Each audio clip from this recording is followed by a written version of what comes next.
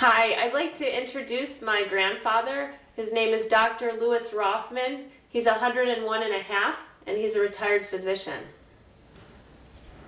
Hi, Papa Lou. Okay, dear. My pleasure. We're watching you do your exercises. Uh-huh. What are you doing now, Papa? Now, I'm doing my leg exercises, you know. Is this also... It's my hip and leg, you know. This is... How many of these do you do? Well, it varies, you know. Sometimes basically it's 30 times with each thing, you see. Mm-hmm. But then I repeat that do it several times during the day, you see. I don't concentrate my exercise in just one part of the day. With this TheraBand, that makes it easy, you know. It's a simple little instrument, and it really is very helpful. It's the resistance I use in exercise. I do this leg exercise until I begin to feel tired. Uh-huh. See, I don't strain. I never strain the exercise. Uh-huh. I may do this, see. You do it about 30 times, you would say? About 30 times, yeah. Sometimes I just don't count. I just take it to the point where I feel that it's beginning to strain. Okay. See, or I'm getting tired. You see. Now I'll just go switch to the other. And you do it maybe 2 to 3 times a day, throughout the day? Maybe a couple of times. It varies, you know, with what happens during the day. Sometimes I do it more often, sometimes less often. Mm-hmm. But it was almost consistent. Very rarely did I miss a day. Uh-huh, wow. Now this, you see, is for my legs and my arms, you see. So you're pulling back with your... I pull it back and I push arms. with my leg, you know. So I get the upper and lower extremities. At the same time. This way, see.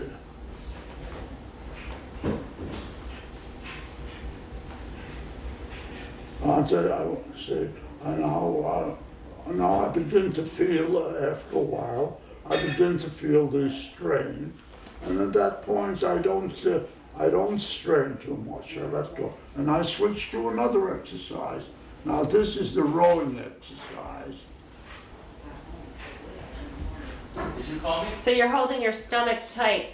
Yeah, see, this is for my back muscles, my stomach muscles, and my arms, you know. Do you do... So I get pretty near all my muscles activated.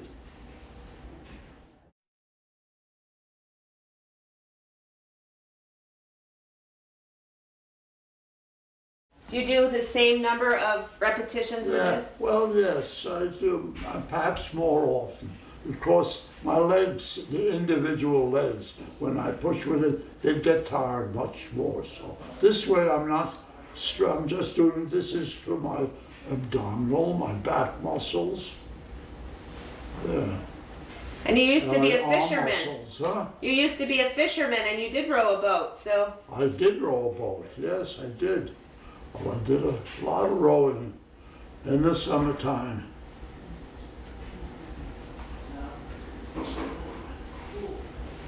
This now, of course, okay, I won't keep doing it. I do this quite a long time. This is probably the part that I do most of all. The rowing thing, you know. Yeah. But then I go ahead and I have other exercise.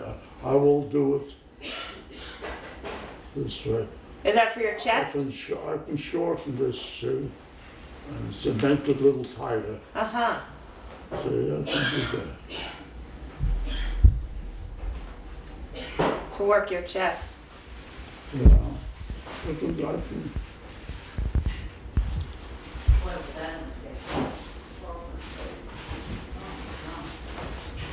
This, I do this.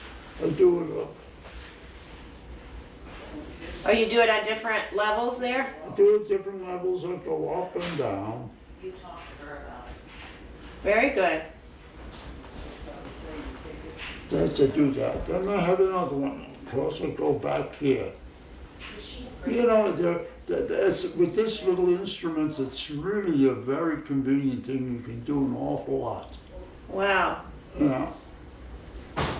So you got pretty much all the Your whole exercise. routine. Of course, when years back, I used to do a lot of walking. And when I was in Florida, I swam 12 months out of the year. Oh, wow. How far would you swim? Well, I'd swim laps in the pool, you know, and I don't know, depend upon the size of the pool, you can't say. You know, some pools were bigger, some pools were small. So, but I used to swim quite a while, yeah. Almost on a daily basis? On a daily basis, I used to swim there. And how often would you walk? I walked also on a daily basis. If during the winter, when they could walk during the day, in the cooler weather, but in the summer, when it got hot, I would walk at night. Uh-huh. Yeah, I would walk around, you know, there were all kinds of canals there. I'd walk around the perimeter of the area Yeah. within the canals, yeah. Uh-huh. I used to map out different kinds of walks around there. When, As long as I walked, that's it. when did you start exercising? When can you remember starting to When exercise? did I start exercising? Oh, I always exercised, even when I was in, walking was my chief exercise, you know. A little while I jogged even, but I gave that up. I had too many troubles with knees from joggers, so that I decided I didn't want to run into that. So I just walked. So you walked and you swam. I walked and I swam. And did you do any muscle building exercises at that point? In my early years, I didn't do much, but later on, in retirement, when I got to discover the TheraBand, it's my Jane introduced me to the TheraBand. Yes. Yeah. So that was good. I enjoyed this. It really makes exercise a lot more convenient for me. Uh-huh. And you can do so many things with this TheraBand, you know. Papa Lou, how old are you? I am now 101 and a half years old. Oh, God bless you. And introduce yourself, and your profession. What did you used to do? I was a physician for how long? For 40 years or so. A practicing physician in various phases of medicine. I was in general medicine and up in the rural areas where I rode the roads and made house calls on farms and then I had an office practice too. And Did you ever prescribe exercise at that point to any did of I your ever patients? prescribe exercises? I don't think it was so popular I back don't then. know, it wasn't popular then, no. Incidentally, the walking that I did in those years was good. It was in an uphill and downhill, you know. Oh. Because it was a hilly area upstate. Hilly area, yes, and that's it. That's just to walk up the hills. Now a couple years ago, you had what happened to your hips, and how did you recover? You had a hip surgery. Well, I just simply I fell, I tripped, and I broke one hip, and that was roughly, let's see, how many years ago was that? Were you 94? It was 12 years ago or so, yeah, and I broke that, and that hip, it happened down in Florida, and I had hip replacement there. Yeah. And you were then using a about walker? 5 years later, I broke my other hip, and I had that hip repaired. That occurred down here in Baltimore. Yeah. But what I find fascinating is that you had both hips something happened with both hips, and now you're actually walking without a walker or I a walk cane. without a walker. What do you attribute that to? Well, I attribute it, I was very strongly motivated to walk without assistance. And, and I think that's it, because I remember especially my last hip, hip fracture, which was about 5-6 years ago now. Yes. I got up pretty quickly, and I guess I must have walked on parallel bars quickly, and then I got into a walker, and I walked up and down the hospital corridor with the walker, and by and by, it was, I absolutely did without them. Did they recommend that you use them, and you just said, I don't want them? Well, I sort of advised myself. I could feel how I became more competent, and I gradually got so I walked without any assistance. Yeah. As a matter of fact, when I came back to my place, the atrium there, I was still using a walker, and then I did without it. If you were to advise some seniors who are in rehabilitation programs now, they have broken hips or whatnot, what would you advise them to do? What's the most important thing? Well, I tell them to get up and walk with a walker, first of all. You see. And I did have to, all depends upon how strongly motivated they are, and upon their physical condition. I don't know. Everyone is different, you know. Right. That's it. But would you all I can do is to decide for myself, you know, that I want to walk without assistance. So if you And after that, I used to, I walked all the way around that building, around Atrium. I used to walk around. I started off, I walked, it's a hilly place there, and I Right. walk up the hill and around the building 3 times, and 3 times around, I think. so you took daily walks even after you got out of rehab. You would take your daily walks. Yeah, I would, yeah. I always walked.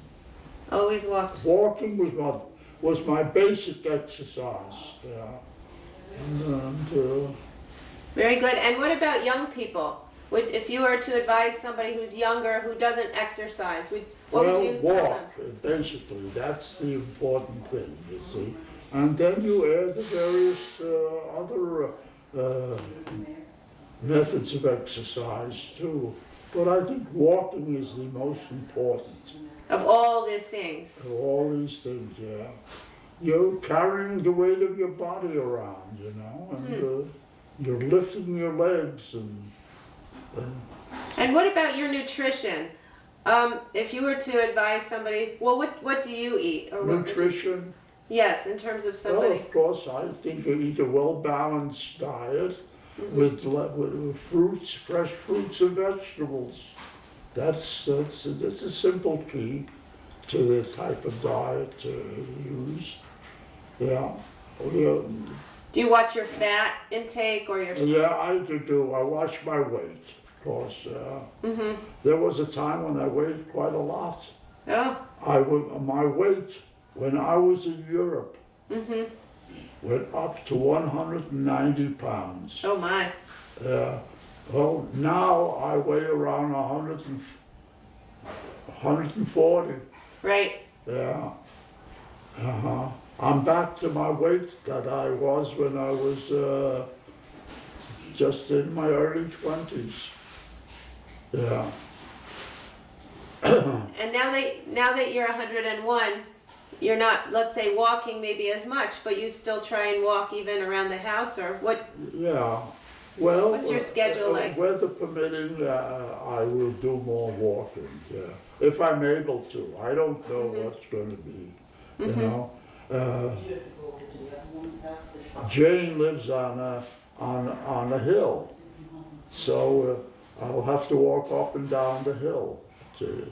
I don't know how I'm going to manage it, or what I'll be like when I get up to Albany, you know. Right.